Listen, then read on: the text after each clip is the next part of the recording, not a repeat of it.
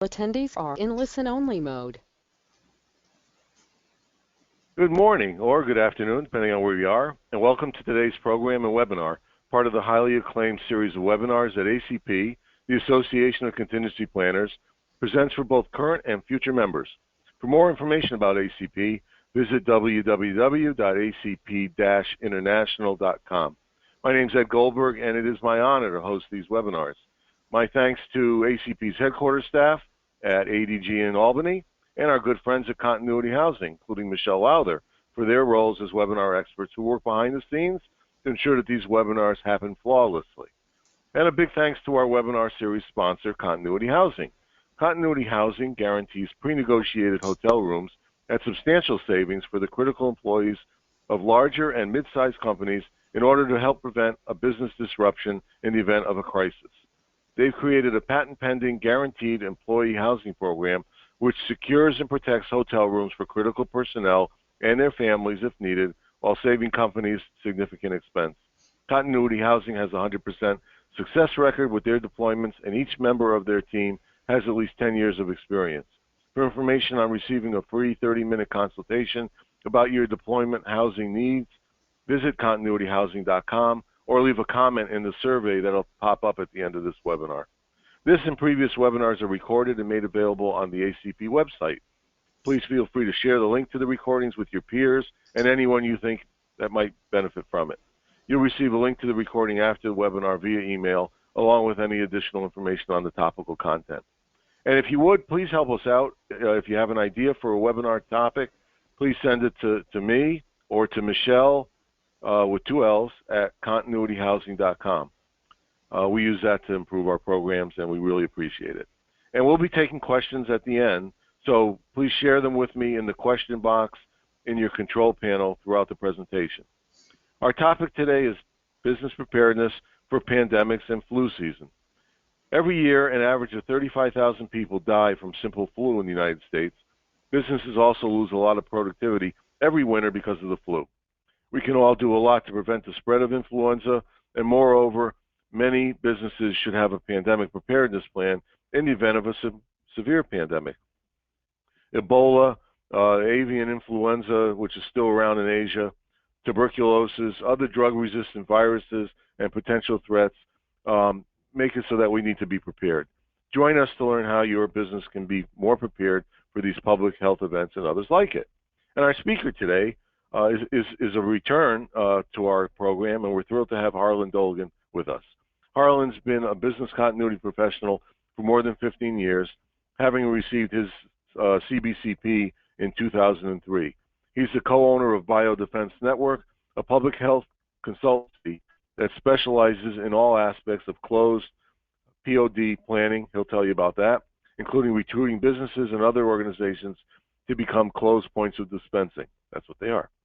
He's also co-founder of pandemicprep.org, a 501c3 nonprofit organization that provides free educational sessions on pandemic and bioterrorism preparedness in the St. Louis region, which is where Harlan is located. Harlan's been a business continuity consultant since 2009. Previously, he worked for Thomson Reuters, WellPoint, and U.S. Bank in various business continuity and disaster recovery management positions. Please join me in welcoming Harlan Dolgan. Good morning. Good morning, and thank you for that introduction, Ed. Appreciate everyone being on the phone. We're talking about business continuity with regards to pandemic and how you prepare your businesses going forward. And the first half of the presentation will kind of set the table. This may be a refresher course for some, maybe new for others. But I thought we'd set the stage for what a pandemic is and how it's going to how it potentially could impact businesses in communities. And then the second half would be the preparedness part, how businesses as well as the community can be prepared. So first of all, I wanted to just mention the 2 other sessions that I had been part of this year. The first one on February 4th was talking about closed points of dispensing or closed pods. It's bioterrorism preparedness.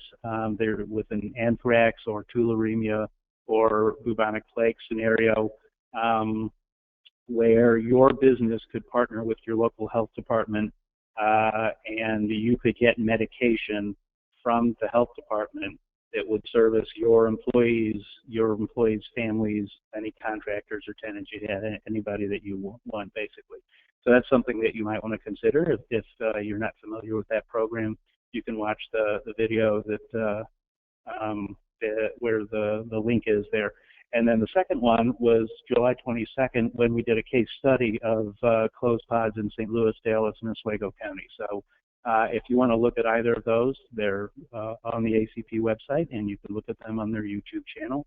Going forward, this session is going to talk about pandemic preparedness, specifically for businesses, flu preparedness, especially since we're going into the flu season, the seasonal flu season. And then Ebola preparedness isn't specifically mentioned. This is really a talk about pandemic flu preparedness, but doing that will also prepare you for Ebola preparedness. So I know this spring and summer, that was a big focus for a lot of people because of the Ebola outbreaks that we had and including a few of them in the United States. But fortunately, that seems to have subsided at least temporarily, and who knows if it will rear its ugly head again. So it's always good to be prepared. So first of all, a history of pandemics. 1918 was the last time that there was a really severe pandemic. In 57 and 68, those were a little worse than the normal flu season. Well, significantly worse than the normal flu season. Between 1 million and 2 million people died in 58, and in 57 and 68 because of the pandemic then. In 1918, though, that's the last time there was a really severe pandemic. 40 to 50 million people died. Some put the estimate as high as 100 million people, and we don't know because in third world countries they didn't have good record keepers, so we really don't know how many people died, but a conservative estimate is 40 to 50 million people worldwide. Over 600,000 in the United States died back in 1918. You all are probably familiar with the mild pandemic that we had in 2009. And in 2009, that was H1N1 was the designation. Some people called it the swine flu. That really hurt the pig industry unnecessarily, so it really shouldn't have been called swine flu, but it did come from pigs, and so it was called the swine flu for a time. But that was much less severe. That's not, the only reason it was less severe is because the vaccine, the virus kind of chose that path. If the virus had chosen a different path and decided to be more deadly, it would have had much more significant consequences. And we'll go into that a little bit. So first of all, seasonal influenza that we're talking about occurs every fall and winter. Something that I didn't know before I started getting involved in this is approximately 35,000 people die in the U.S. every year from seasonal influenza. It's mostly the very young and the very old that don't have good immune systems, but that's a pretty high number to be aware of. So, and then the other thing is there's a vaccine that's created. Hopefully you all will get the vaccine. This is the time it starts getting rolled out. And the vaccine is decided on around February of every year because they have to spend about 6 months manufacturing it. So in February, they're trying to guess the strains that will be prevalent this year. And most of the times they hit the mark, sometimes they don't though, which makes it a more severe flu season. So seasonal versus avian influenza. Avian influenza, you may remember if you've been doing this a while, back in 2006, there was a big concern about H5N1, and that hasn't gone away, just so you're aware. I get reports on it periodically that there are still avian influenza cases over in the Middle East. It is not something that has gone away, and I'm not going to go through all of this, but it's just something to be aware of. It's not in the media anymore. They kind of got fatigued about reporting on avian influenza, but it's still around. Not killing, not quite as viral, not killing as many people as it used to. but it is still around. And there's other candidates that might become a pandemic, like drug-resistant tuberculosis. There's the MERS-CoV, Middle Eastern Respiratory Syndrome coronavirus that I hear about quite a bit, and that does get into the news sometimes. These things are not human-to-human transmissible now, and hopefully they never will be, but there's always the possibility that they will jump into a form that is highly transmissible. Ebola, I put that on there. It's not likely that Ebola is going to be a pandemic, but it's certainly something that people are watching. And the reason why it probably won't become a pandemic is because they've gotten very good at quarantining it as soon as it does pop up. And so it is contagious from one person to another, but it's not highly contagious. So if you remember, there was the gentleman in Dallas that was in the news that actually did die. He had come over from, I believe, Sierra Leone, and he actually died at a hospital here in Dallas. And that person lived with other people while he was sick. He was actually went to the hospital, was sent home, and 3 or 4 days later came back to the hospital. He lived with other people, and those people never got Ebola. So it's not highly transmissible like influenza is. So that's the good news about Ebola. For pandemic influenza to occur, that's when a new virus mutates into a highly transmissible form, so that people can pass it along from one person to another. It occurs naturally every 30 to 40 years, and you can trace it back to the Middle Ages, to the 1400s, and even before then, where it's happened every, probably about on average 3 times per century. The death rate varies, as we've seen. 1918 was much more severe than the pandemics that have come since then. And actually, I should have taken this last part out. Before 2009, it was highly probable that a pandemic would occur within the next 10 years. I'm still not convinced. Like the 1958 and the 1967 happened very close together. And we don't know. Everybody's just guessing on when the next pandemic will occur. We know that a pandemic will occur in the future. We just don't know when. So I apologize. That should not have been in there.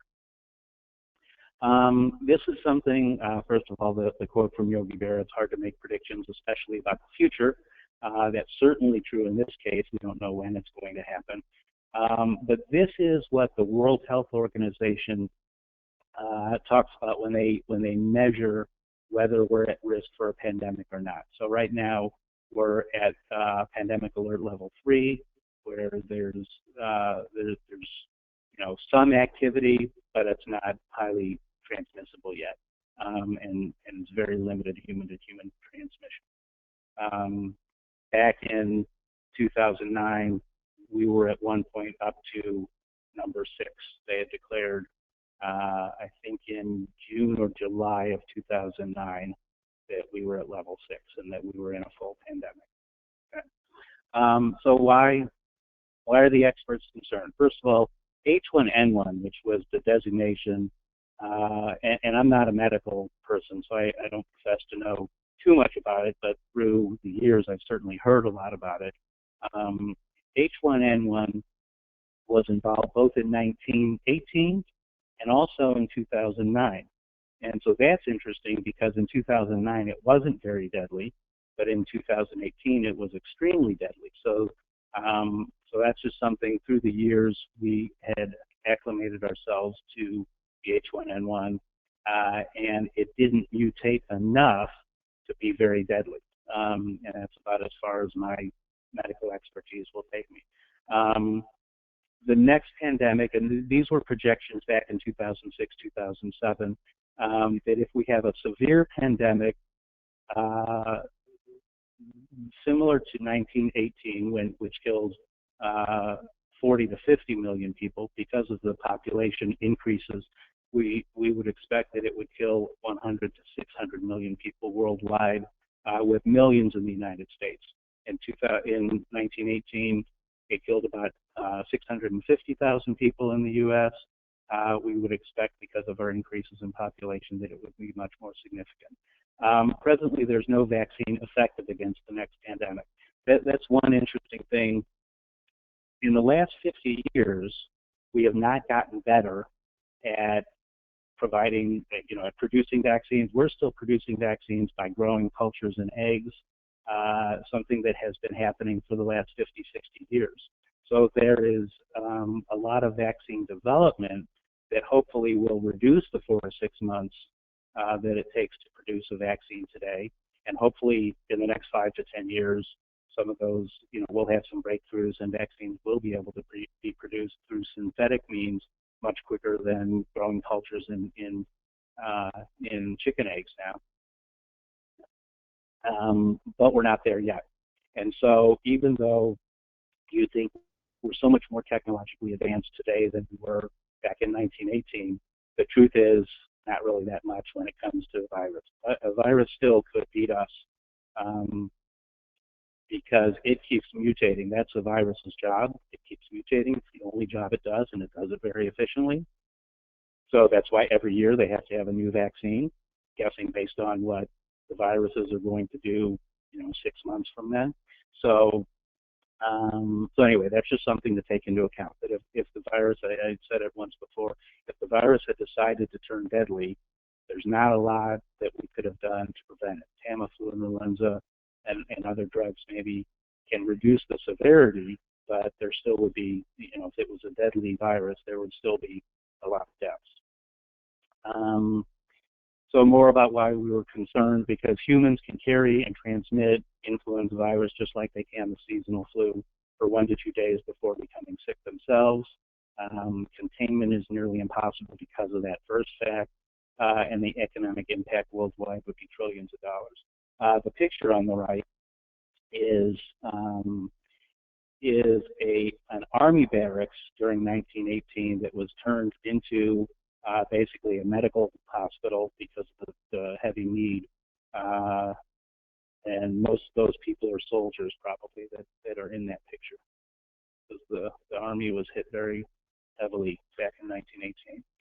Okay, so additional reasons why you should be concerned. The vaccine supplies are probably not going to catch up to demand if it's a severe pandemic, and that's what I'm assuming with this, that we're talking about billions of courses of medicine, so the technology doesn't exist today to do that quickly.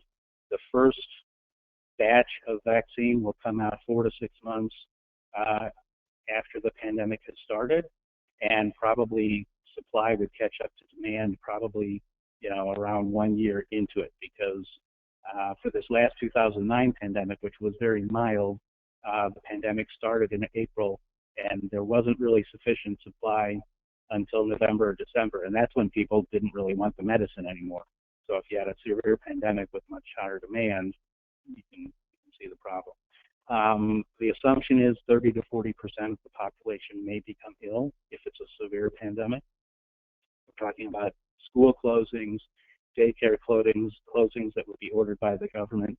Certain businesses might be closed, public gatherings would be outlawed, going to church might be outlawed, weddings might be outlawed, that kind of thing, again, if it's a severe pandemic. Food and medicine may be scarce. And I liken this to a Hurricane Katrina type emergency, but not just in one city, but literally in all cities almost simultaneously around the world. And Contagion, if you haven't seen that movie, there were some CDC experts and some infectious disease experts trying to that were helping the writers and directors of the movie, so they could get it as realistic as possible. So I don't know, I don't want to paint the doomsday picture. Again, we don't know if there's going to be a severe pandemic in the next 50 to 100 years, but we should plan for it. And so if you haven't seen the Contagion movie, you might want to take a look at that. What this is a pandemic severity index, and we're going to go over the bottom part kind of in significant detail. But what this was the CDC's attempt. There's a hurricane index, hurricane severity 1 through severity 5, and so they wanted to create a pandemic severity index of a similar vein. And so they have severity 1 through severity 5. And they have different recommendations based on if it's a severity 1 pandemic, severity 2 or 3 pandemic, and severity 4 and 5 pandemic, 4 and 5 being the very worst. And the very worst, as you can see on the right, indicates that there would be more than a 2% mortality rate. And so with 2% mortality in the United States, that would be about 1.8 million people that would die from a pandemic if it was a pandemic severity 4 or 5. Well, I guess that's a severity 5. Severity 4 is 1% to 2%. And so you can see on the far right-hand side, you can see the number of deaths that would be anticipated based on U.S. population back in 2006, and the numbers have only grown since then. So there's different recommendations for people that are at home, for people that are at school, and for people that are in the workplace. So I'll let you read through it, but we'll talk about the workplace, adult social distancing. So one of the things that if you're in the workplace during a severe pandemic, you would want to definitely decrease how much your people are interacting. So that means canceling face-to-face meetings in favor of more teleconferencing and those types of things. You would want to decrease the distance, increase the distance between people's working together. So you could still have people working in an office, but maybe you'd want to skip every other cubicle or space out the desks in an appropriate way. 3 to 6 feet is the length, is the distance. So I would say make that 6 feet. So let's assume 6 feet is the distance that you should have people apart from each other.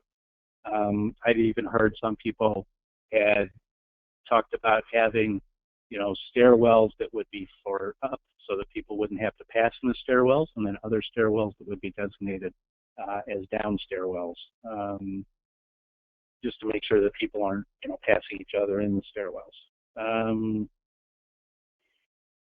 If there were going to be public gatherings, corporate meetings, that type of thing, you'd want to consider postponing them or maybe having webinars rather than face-to-face meetings, those types of things. You'd want to adjust potentially people's schedules so that some people work, let's say, a morning shift from 7 to 3, other people work from 3 to 11, and if you needed a graveyard shift, people could work from 11 p.m. to 7 a.m. So that way you basically created 3 shifts, and that there aren't as many people in the workforce so that it's not overcrowded. So this is the CDC's recommendation, and the one interesting thing, the thing I will comment is that I never heard after the 2009 pandemic, which clearly it was a 1, but no one ever designated it as a 1, 2, 3, 4, or 5. And I thought that was interesting because this is the CDC's own guideline, and then they chose not to actually make a designation. So that was a little puzzling. So I think I've painted a pretty bleak picture for if there was a severe pandemic, and I will say that there's a lot of things that we can do to make sure it's less severe, and that's one of the things that we're going to be going over now. So first of all, back even in 1918, where they were just kind of understanding, viruses and virology, they knew enough to keep people separated back then. And so communities that responded very well, and I happen to live in St. Louis, and St. Louis was one of those communities that responded really, really well. It had a good political system that really listened to the medical community and did what it was supposed to do, which was close down all the schools, close down, I think, bars and restaurants back then so that people couldn't go to saloons, and congregate. The churches were asked to not have sermons for a few weeks where it was most critical. And then you compare that with Philadelphia. Philadelphia, the story there is that they had a war bond rally that was going to be happening, And they had a breakout right before the war bond rally, and the health director wanted to cancel the event, but the mayor decided to go ahead with the event. And as a result of that, and they had hundreds of thousands of people lining the streets, all congregated pretty close together. And as a result of that, 3 days after the war bond rally, the hospitals were just overflowing in Philadelphia with sick people, and they had lots of deaths because of that. So Philadelphia actually had a death rate 5 times higher than the death rate in St. Louis. And so there are a lot of things that can be done to reduce the death rate. So that's good news. And then there have been studies about how, you know, St. Louis and other communities that were very strict, you know, accomplished a better death rate than some of the other communities. So also science and medicine is improving our capability to respond to these types of disasters. So I talked about, you know, there are vaccine trials in the works that would make it much more effective and much faster to mass produce synthetic vaccine rather than the cultured vaccine that has to be grown now in chicken eggs. And awareness and preparation, you know, is definitely our best weapons. You can see on the right, there's the picture, and it says how to avoid influenza, and it says gargle daily. Now that's back in probably around the same time as 1918 with the 1918 influenza. And obviously, they didn't know what they were doing back then. We know now that it's other things that will help with that. And I'll get to that in a few seconds, a few slides. But first, let's talk about one thing that one of the public health directors in St. Louis had created 3 slides that I'm borrowing. So to kind of explain how all of this should work. So there's the social collapse. I know I'm probably spending too much time on this first section, so I'm going to do this quickly. So the idea is that if the bell-shaped curve is the number of deaths, the idea here is and you get to a point where there's no food and the medical community isn't able to keep up and the morgue isn't able to keep up with the number of deaths. Then you get to a point where social collapse, municipal service collapse and social collapse happens, and what we want to do is provide better service so that municipal service collapse doesn't happen as quickly, as well as flatten out the bell-shaped curve by doing some of the things we're talking about with social distancing and canceling schools and that kind of thing, so that you never get to a point where there is municipal service collapse or social collapse. Okay, now we're going to get into the meat of it. And so this is obviously why you're here. So one of the things that you want to do is understand at a management level, if there were a severe pandemic, you want to understand what your overall impact is going to be on key vendors, on customers, on employees. With key vendors, if you have a single vendor that provides you, you know, a overwhelming percentage of goods that you need, you might want to consider what happens if that key vendor, whether it's a pandemic or any other reason, is not able to provide the service that they do. So you might want to think about having multiple vendors that can provide that service.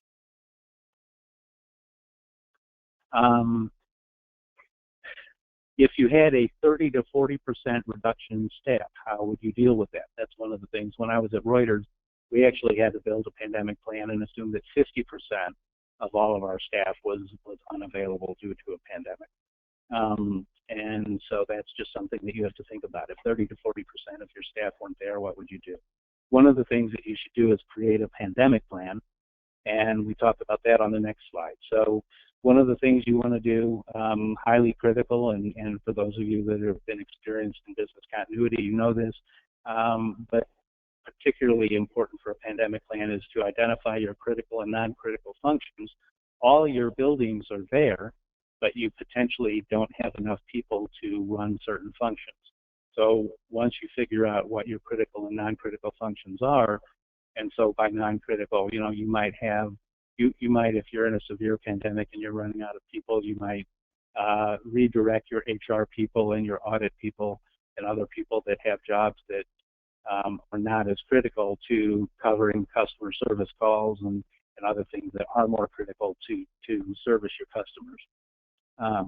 Not that those other functions, HR and audit and others, aren't important, but during a critical shortage of people, it's just not as important as servicing customers. You would want to identify staff that can work from home. And I actually have a slide that talks about the teleworking program. It sounds simple, but it's not really simple if you want to do it well. So we'll talk about that in a slide or two. You want to make sure that your staff knows and uses good hygiene. So on the right, there's a poster, and I've seen that quite a few different buildings. Sometimes public health buildings, sometimes office buildings. This should be readily available, and you can get it from any of there's down below, there's a number of sponsoring organizations that you can get it from. And so that's one of the things that you would want to do is make sure that staff knows that washing hands thoroughly and frequently is still one of the best measures, and that will help you with seasonal influenza. That also helps you certainly during a pandemic, where as long as you are trying to maintain a germ-free environment, that's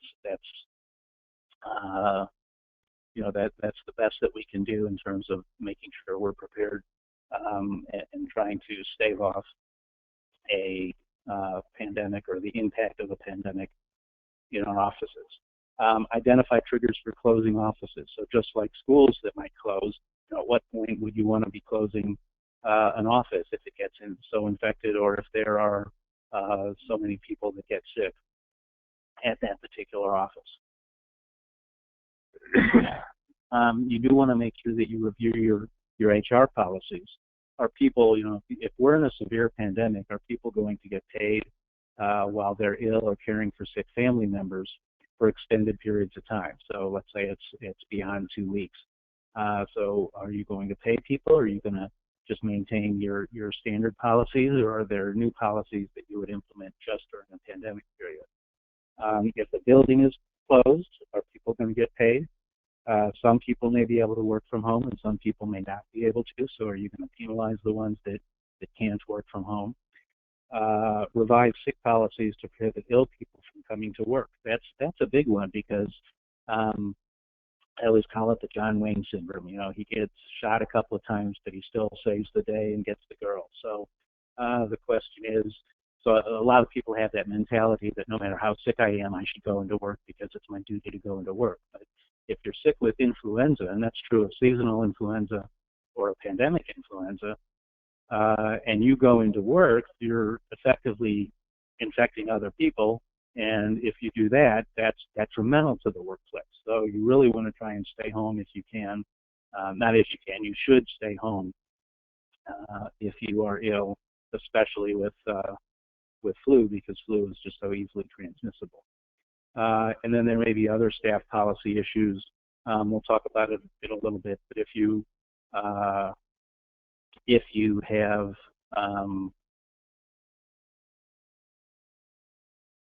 I'm blanking on it. Let me go on, because I'll cover it again in a little bit. Sorry about that. So next, you want to consider a communications plan.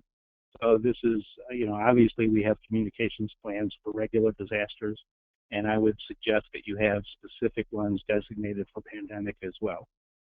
So just a couple templates that you draw up in advance when you're clear thinking. You don't want to create a template, or you don't want to create a communications email or whatever whatever methodology you use in the heat of the battle. So you really want to create it in advance. Consider legal issues. If you have unions, that's what I was trying to think of before. If you have unions, you might want to work out something with them so that in a disaster, a different set of rules apply. And sometimes people think it's hard dealing with unions, but it shouldn't be if everybody has the same goal and objective of trying to get through this disaster.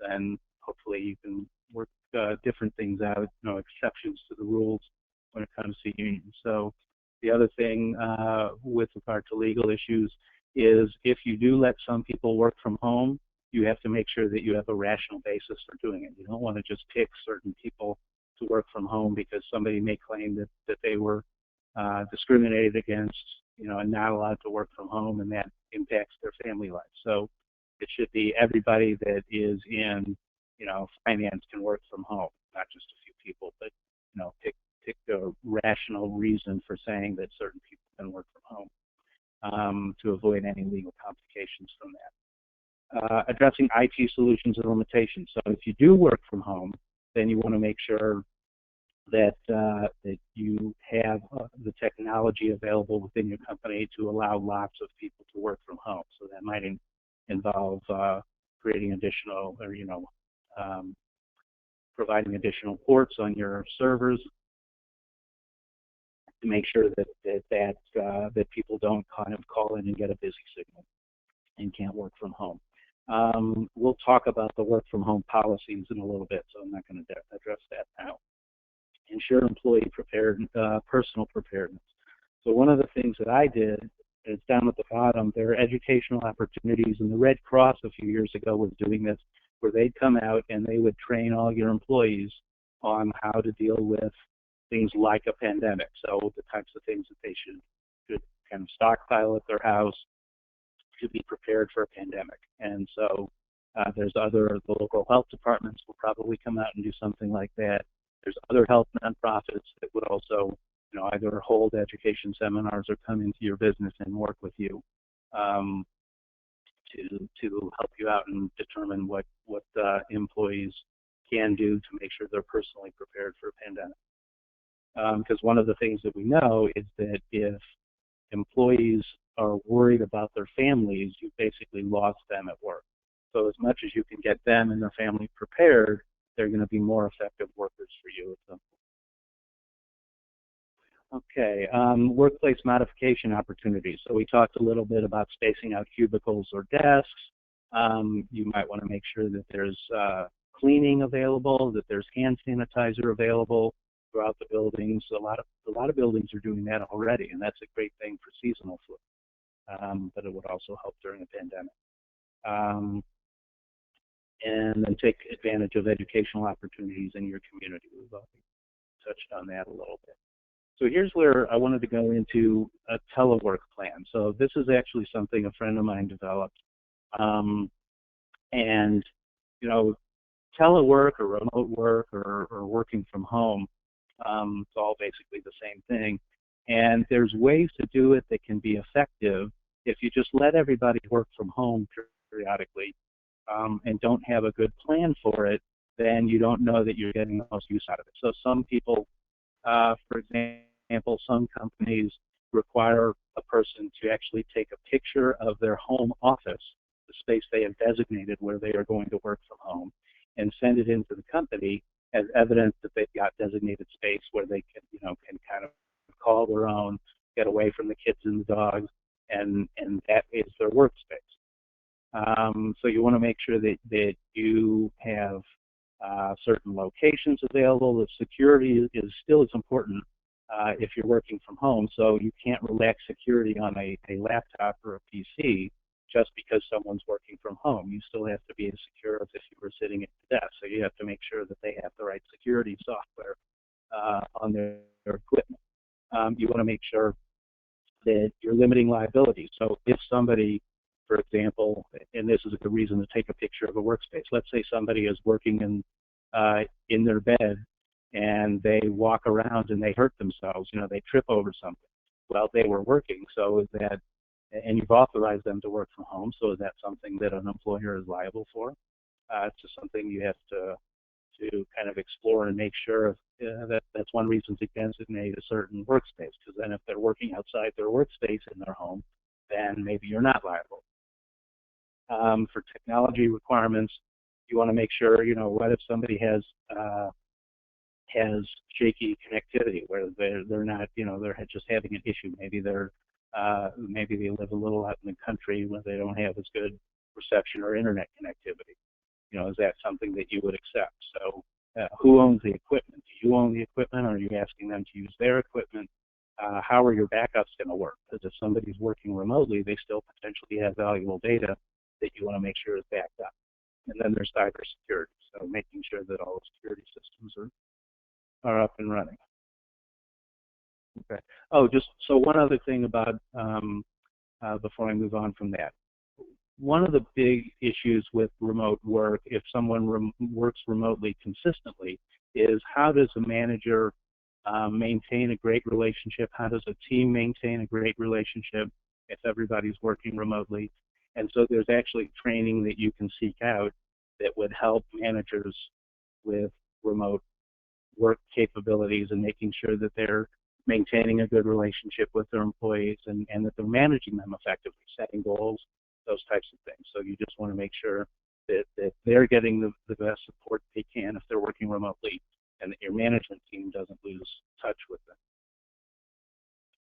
Okay, so now we're going to start just a couple of slides, and I'm going to try and finish up in the next 2 or 3 minutes with what you can do in your community. So the community should have a plan. When we developed the organization pandemicprep.org here in St. Louis, it was just 3 or 4 guys. Most of us were business continuity people. And we said, you know, we learned about pandemic in 2006 because there were a lot of road shows that the federal and state governments were putting on. And so we said, well, what now? Now that we know about this. So Pandemic Prep is an organization that just shares a lot of information. We actually had a session this morning. And so you want to know what public health is going to do, what rules they're going to institute during a pandemic that will impact your business, and they probably will develop some of those. So you want to understand what those would be. And so when I say develop a plan for the community, that's making sure that health departments are sharing with businesses, with educational institutions, knowing what the hospitals are going to be doing. Are they going to be open for business, or are they going to be are they going to be taking the pandemic patients, or are they not going to be taking the pandemic patients? Developing, well, talking about when schools need to be closed is an important issue. So understand when public health is going to close the schools, and how is that going to impact your employees?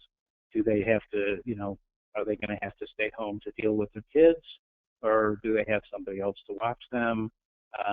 You know, some businesses are more likely to have men and women of childbearing years that will be more impacted by something like a school closing. So you just need to figure that out, how it's going to impact you. Developing a communications plan for how the community is going to hear about what the rules, you know, are during a severe pandemic. What are the utilities planning? What is other critical infrastructure planning in terms of how will they be impacted, and will services be impacted if they have 30 to 40% less people at their staff? And that includes police and fire and trash pickup. So trash pickup sounds like an odd thing to put there, but New York City, when the trash workers went on strike, found out how difficult life was when no trash was being picked up. It significantly increased rats and other insects, which significantly increased number of illnesses. So you know, it did have a significant impact. And then you might want to talk to other state and local agencies to coordinate responses, so everybody's moving in one in unison together. Okay. Just a couple slides. These are back from 1918. This one is Centellas in Sydney, New South Wales, where, you know, they're obviously concerned about spreading disease. And then here's some police officers in Seattle that were all wearing masks as well. And then one more. This is actually a courtroom that's in session, and they decided to move it outdoors because they felt, you know, indoors was too constrained. Now they're still standing too close together, but the outdoors does have a better impact on not spreading the virus nearly as much. So that's just something that they chose to do back in 1918. I'm not sure if it worked that well because people were still standing too close together, but that was their effort to deal with the pandemic. And that's all I've got. So we have, I think, a few minutes for questions. I'll turn it back over to Ed or Michelle. And we do have some good questions. Thanks, Harlan. That was great. Here we go. How likely are we to have a 1918 type disastrous pandemic, like the pictures we just saw? Of course, they'd be dressed differently. Yeah, so that's a good question, and the truth is we don't know. It's something we didn't know when the 2009 pandemic, we didn't know before April of that year that it was going to hit.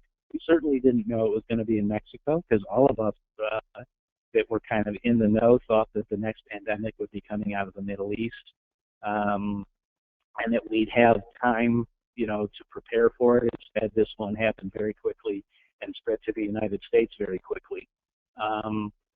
And so we really don't know. There's a few agents that I had mentioned earlier that we're watching, but we really don't know when the next pandemic is going to happen.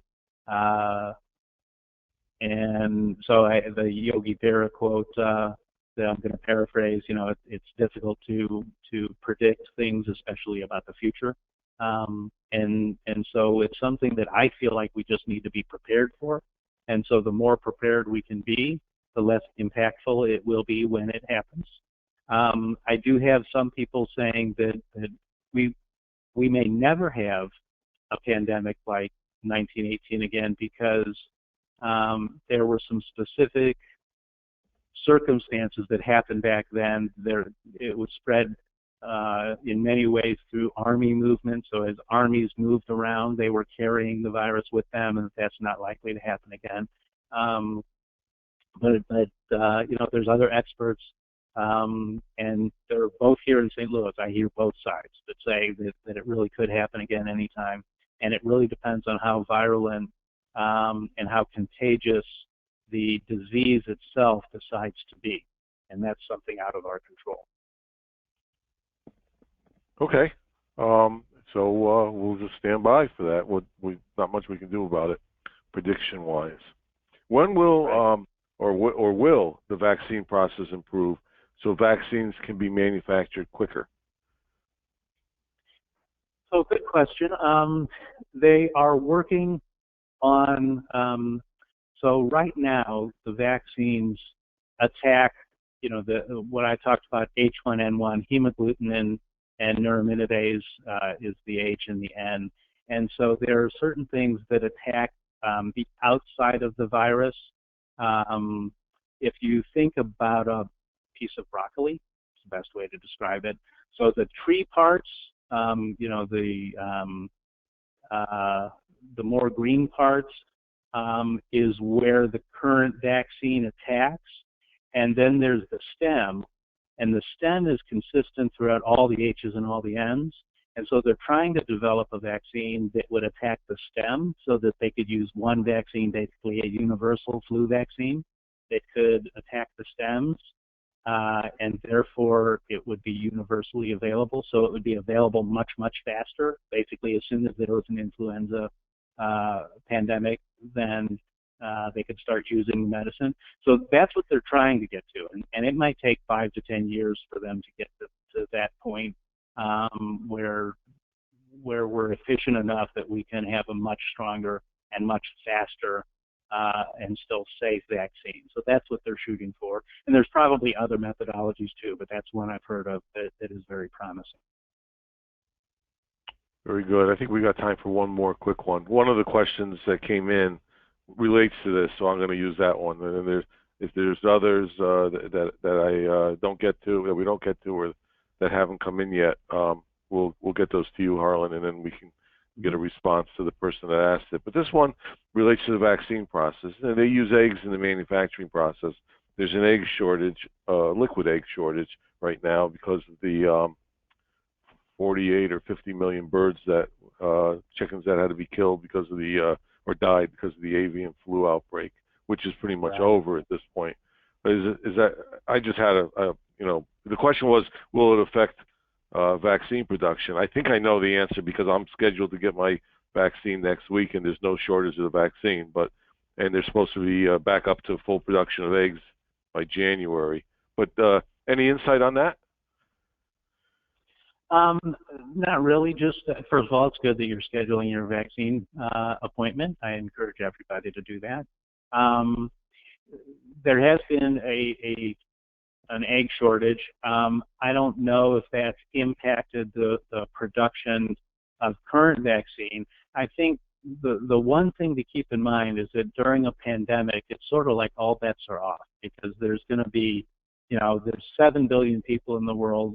Most of them will be clamoring for vaccine if it's a severe pandemic.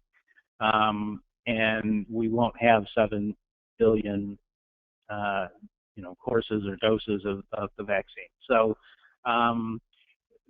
So if there were a severe pandemic, you would want to get your vaccination as quickly as possible because at some point it will run out, no question. And they will probably prioritize. I know in 2009 when the vaccine came out, they prioritized pregnant women and children under a certain age first, and first responders got it first, and the hospital staff got it first. Those types of people that are going to be part of the response. And so it wasn't necessarily available to everybody who wanted it initially. And then we found out that it was a very muted virus, and so by let's say November, people didn't really want it because they didn't see a need to get it because people weren't dying from this. So, but I don't know that really answered your question. I feel like there will be enough eggs to do a normal seasonal flu, but if you're talking about pandemic, I feel like there will be a shortage because all bets will be off because the demand will be so high. It'll just go through the roof. That's the problem I see, as long as they're using that same methodology. And in fact, probably the constricting factor won't be the eggs at that point. It'll be just, the entire manufacturing process, I would think. The process. So, yeah. All right, we got another one that came in. It's pretty quickie. Who do you consider to be the authoritative source for pandemic information, WHO or CDC?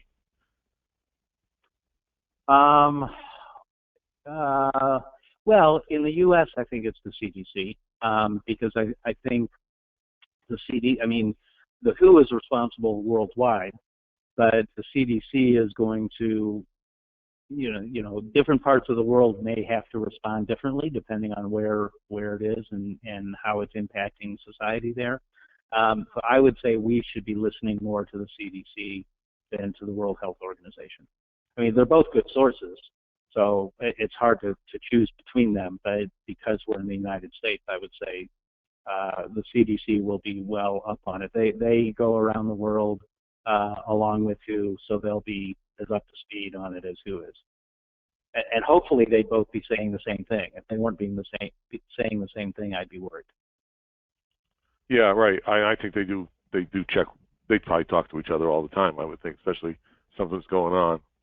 Okay. Well, Harlan, thank you so much. And thank you all for attending today's program and webinar. And I hope you stay on the line for just about 30 more seconds for some information that I know you'll find valuable.